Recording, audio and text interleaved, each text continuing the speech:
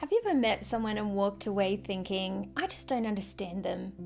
Perhaps you've had a disagreement with your spouse, watched a friend make a decision you would never have made, or worked with someone whose way of thinking seemed completely foreign to your own. It's tempting to assume they're simply being difficult, or irrational, or careless, but what if the real problem isn't that they're thinking badly? What if they're thinking differently? That simple idea has fascinated philosophers, psychologists, and ordinary people for centuries, because if people really do experience the world in fundamentally different ways, then learning how those differences work might change the way we understand ourselves and everyone around us. Today I want to introduce 4 mysteries that every good personality theory has tried to answer. And by the end of this video, you'll see why those questions eventually led Carl Jung to propose one of the influential ideas in the history of personality psychology: cognitive functions. Welcome back to Your Life Code. In the latest episode, we explored why personality matters at all. We discovered that personality isn't about putting people into neat little boxes. It's about finding a language that helps us understand ourselves and others more clearly. Today, we're taking the next step. Before we can understand personality systems, we first need to understand the questions they are trying to answer. Because every serious personality framework, from Jung's work to modern systems, begins with the same puzzles about human nature. Let's begin with the first one. Mystery 1. Why can 2 people witness exactly the same event and come away with completely different experiences? Imagine 2 friends walking through an art gallery. They pause in front of the same painting.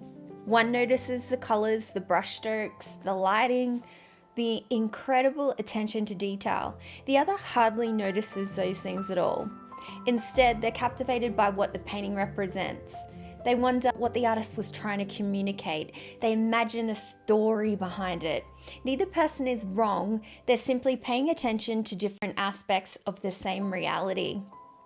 This is one of the oldest observations in psychology. People don't merely see the world, they interpret it, they filter it, they notice different things. The first great mystery of personality is this: how do we naturally take in information? Why do some people focus on what is concrete and observable, while others are constantly searching for meanings, patterns, or possibilities? We'll spend a great deal of time exploring that question later in this series. For now, simply notice that this difference does exist. Once you begin looking for it, you'll see it everywhere. Mystery 2. The second mystery is just as fascinating. Imagine you're a committee trying to make an important decision. Everyone has heard the same information, everyone has the same facts, yet the discussion quickly divides. Some people keep asking, what's the logical solution? Others keep asking, how will this affect the people involved? Again, neither question is wrong. In fact, both are incredibly important, but people are different, and some naturally seem to give different kinds of weight to each. This leads us to our second mystery. How do we naturally make decisions? Do we instinctively analyze problems through logic? Do we naturally consider people and values first? Or is the answer more complicated than that? Good personality theories don't assume one approach is superior. Instead, they ask why different people seem drawn towards different ways of evaluating the world. And once you begin noticing these patterns, everyday conversations suddenly become much more interesting. Arguments that once seemed confusing begin to make a little more sense, because often people aren't disagreeing about the facts, they're approaching those facts through different mental lenses. The 4 mysteries of personality. Let's continue with the third mystery, mystery 3. If you've ever spent time with a group of friends, you've probably noticed something interesting. Some people seem naturally drawn towards new experiences. They love exploring unfamiliar places, trying new hobbies, meeting new people, and saying yes to opportunities that appear almost out of nowhere. Others are just as happy staying with what they already know. They enjoy familiar routines, trusted friendships, traditions, and environments that feel comfortable and predictable. Now, it's important to say something here. This isn't about whether someone is adventurous or shy. It's much deeper than that. It's about what naturally captures our attention. Imagine walking through a weekend market. One person immediately notices the unfamiliar food stalls and thinks, I've never tried that before. Another notices a bakery they've loved for years and thinks, I am definitely getting my favorite loaf. Neither response is right or wrong. They're simply noticing different opportunities. Some people are naturally pulled towards novelty, others naturally appreciate familiarity and stability.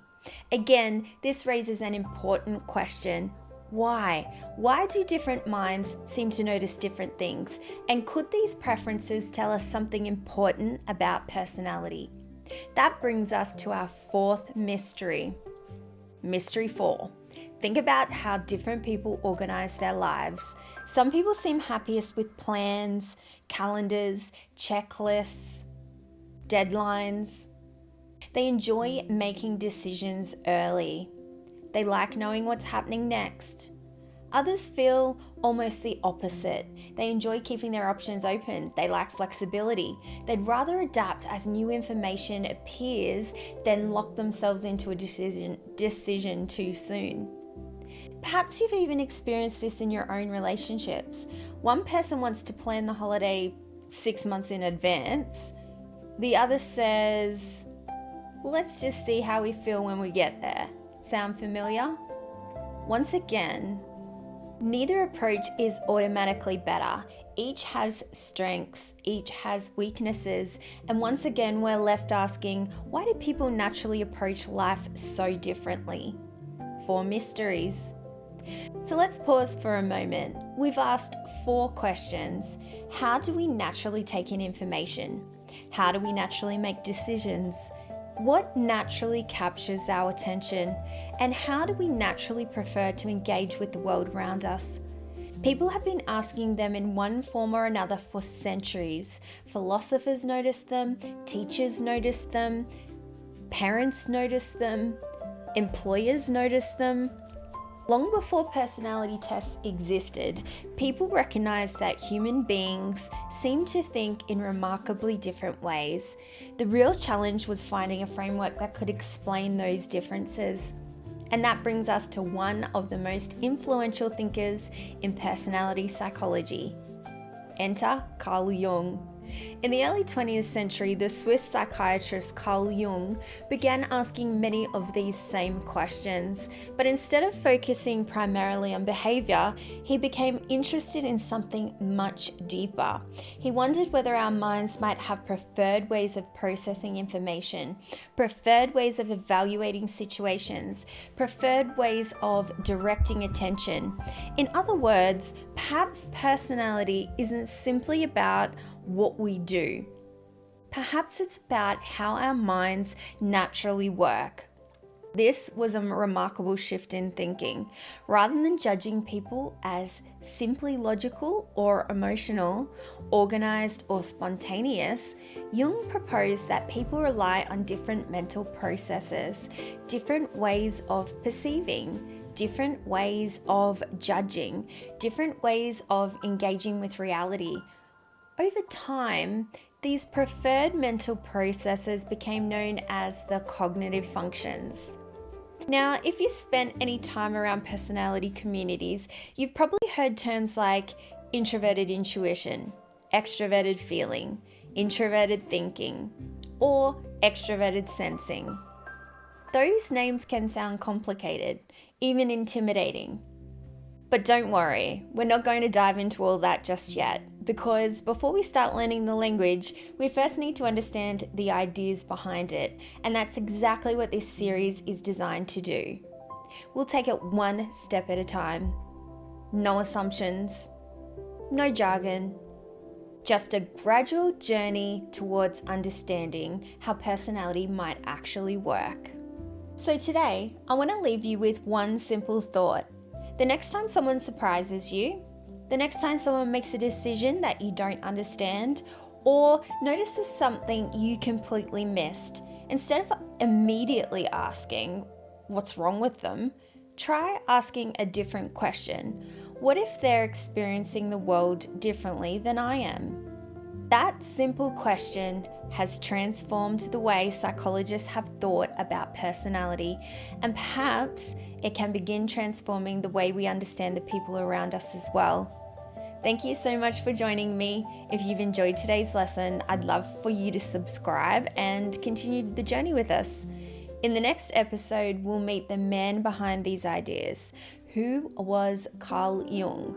What led him to develop the theory of cognitive functions?